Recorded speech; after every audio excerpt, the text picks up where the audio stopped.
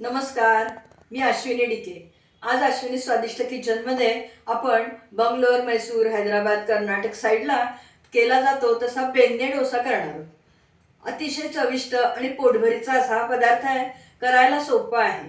फक्त एवढंच आहे, आज आपण हा बेन्ने डोसा करण्यासाठी कुठलीही डाळ, तांदूळ, कुठलंही धान्य भिजवून ठेवून मग नंतर मिक्सरमध्ये वाटून वगैरे असं करणार नाही आहोत। आपण मल्टीग्रेन फ्लोअर वापरून आज आपण हा बेन्ने डोसा करणार आहोत। त्यामुळे अर्थातच अगदी 20 मिनिटात आपला डोसा करायला तयार होणार आहे।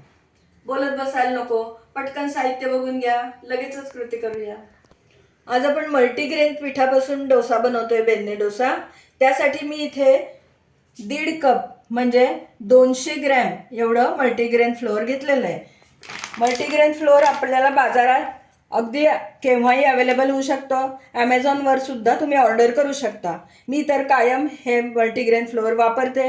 अतिशय सुंदर पराठे, पोळ्या, थालपीठं सगळ्या गोष्टी ह्याच्या खूप छान होतात। आता अजून त्यामध्ये घालण्यासाठी काय आहे, इथे अर्धा कप तांदूळाची पिठी घेतलेली आहे। अर्धा कप म्हणजे साधारण 75 ग्रॅम हे पीठ आहे। 75 ग्रॅम बारीक रवा घेतलेला आहे। अर्धा कप थोडंसं आंबट असलेलं दही आहे। ही पूड चटणी आहे, ही पण घरी केलेली आहे। ह्याचाही व्हिडिओ मी अपलोड केलेला आहे, त्याची लिंक मी तुम्हाला डिस्क्रिप्शनमध्ये देईन। 2 टीस्पून एवढी साखर घेतलेली आहे। चवीनुसार आपल्याला मीठ वापरायचं आहे आणि इनोची एक पुडी 1 टेबलस्पून एवढं आपल्याला त्यामध्ये घालायचं आहे। आणि मुख्य म्हणजे आपल्याला बटरचा वापर करायचा आहे। बेन्ने म्हणजेच बटर, तर त्याचा वापर करायचा आहे। ते आपल्याला लागेल त्यानुसार आपण वापरणार आहोत। आता आपण मिक्सरच्या भांड्यामध्ये सगळं साहित्य घालून घेऊया। मल्टीग्रेन आटा,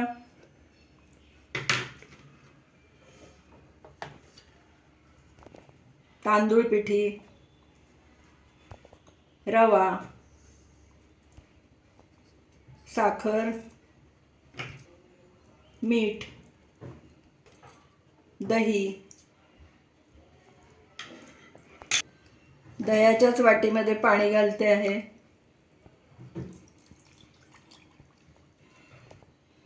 आणि आता हे सगळं झाकण लावून मिक्सरमध्ये फिरवून घेऊया। आपण या व्हीडीएम मिक्सर ग्राइंडरमध्ये पीठ बारीक करून घेणार आहोत। हा मिक्सर ग्राइंडर अतिशय छान आहे, अगदी कमी वेळात आणि पटकन सॉफ्ट पीठ आपलं तयार होतं।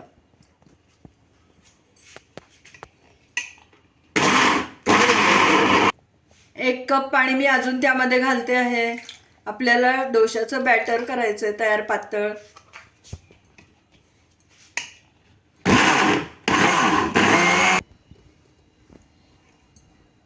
फिरवून घेतलेलं पीठ बाउलमध्ये काढून घेऊया। कन्सिस्टन्सी पहा।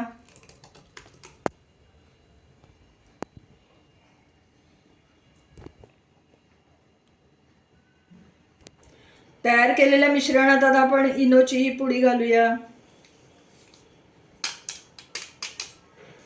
थोडंसं पाणी घालते ऍक्टिव्हेट करायला।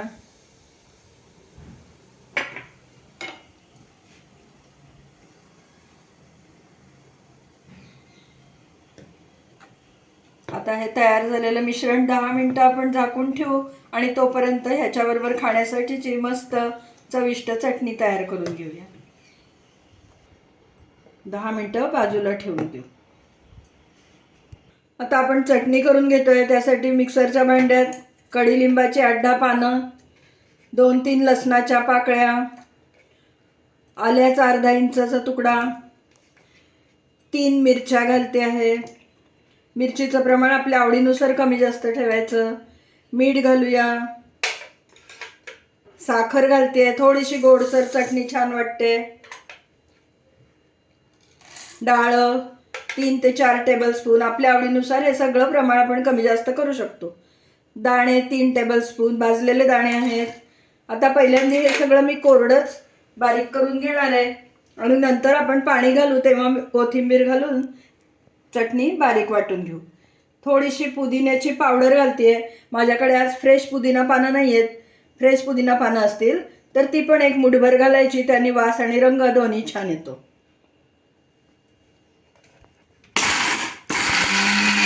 हे कोरडं मिश्रण जे बारीक तयार झालंय, काय सुंदर वास सुटलाय त्याचा. आपण बेंदे डोशावरती पूड चटणी बुरवणार आहोत, त्याऐवजी तुम्ही हे सुद्धा वापरू शकता. खूप सुंदर चव लागते त्याची पण. थोडंसं मी काढून ठेवते. आता आपण ही कोथिंबीर घालूया, लिंबाचा रस, दही 1 टेबलस्पून घेतलेलं आहे, आणि आता पाणी पण घालते. आपल्याला सरसरीत चटणी करून घ्यायची आहे.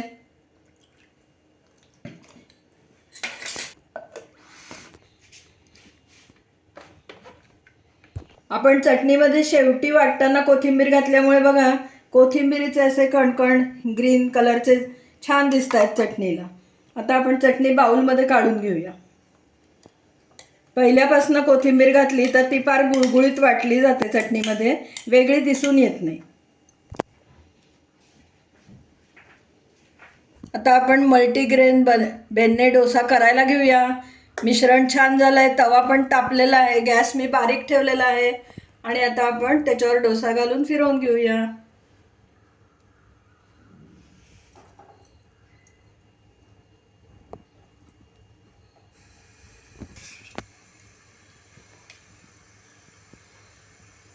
झाकण ठेवूया.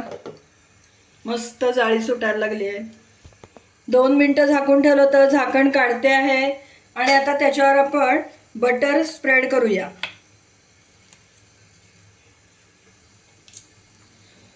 भरपूर बटर घालायचं, बटरमुळे त्याला ग्लेजही येतं आणि चवही सुंदर लागते. पसरवूया सगळीकडे. पूड चटणी घालूया त्याच्यावर. वाव, काय सुंदर चव लागते म्हणून सांगू तुम्हाला या डोशाची. मस्त. पुन्हा 2 मिनिटं झाकून ठेवूया. झाकण काढून बघूया. वाव, मस्त. कसा छान सुटून येतो बघा आपोआप.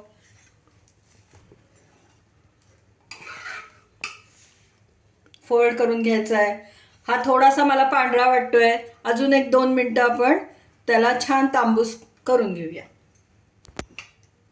मस्त, काय सुंदर रंग आलाय बघा. असाच रंग, परफेक्ट रंग आहे हा बेन्ने डोशाचा. काढून घेऊया.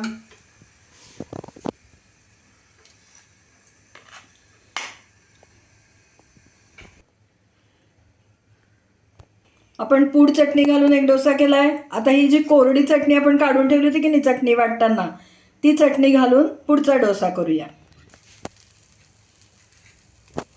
बटर घालूया. झाकण ठेवते. जाळी बघा किती छान पडली आहे. आता ही ग्रीन चटणी, आपण ओली चटणी वाटण्यापूर्वी कोरडी बाजूला काढून ठेवलेली ही चटणी, ही घालूया. वाह, काय वास सुटलाय कडीलिंबाचा आणि सगळ्या आलं, लसूण, मिरची. मस्त. झाकून ठेवते. गॅसची फ्लेम मीडियम ठेवायची, हाय फ्लेमवर करायचं नाही. वाह, काय सुंदर झालाय डोसा आपला.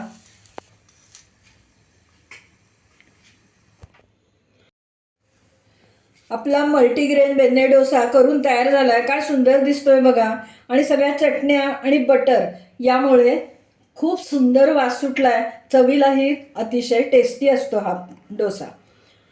आपण डोशाबरोबर खाण्यासाठी इथे एक अतिशय चविष्ट अशी चटणी पण केलेली आहे. डोसा सुद्धा आपण 2 प्रकारे चटण्या वापरल्या आहेत. एक ग्रीन चटणी करताना आपण कोरडं मिश्रण बाजूला काढून घेतलं होतं, ते यामध्ये स्प्रेड केलेलं आहे, आणि बाकीचे 2 डोसे जे आहेत त्यामध्ये आपण पूड चटणी स्प्रेड केलेली आहे. तुम्ही या पद्धतीचा मल्टीग्रेन डोसा कधी खाल्ला आहे का? आणि खाल्ला नसेल तर नक्की करून बघा, घरातल्या सगळ्यांना आवडेल. ज्यांना कोणाला वेट लॉस करायचा आहे त्यांच्यासाठी ही रेसिपी अतिशय उपयोगी आहे. मल्टीग्रेन आट्यामध्ये काय असतं, विटॅमिन्स भरपूर आहेत आणि भरपूर फायबर असतं. त्यामुळे हा डोसा खाल्ल्यावर बराच काळपर्यंत भूक लागत नाही, पोट भरलेलं राहतं. तुम्ही या पद्धतीने मल्टीग्रेन डोसा करा आणि मला नक्की कमेंट द्या.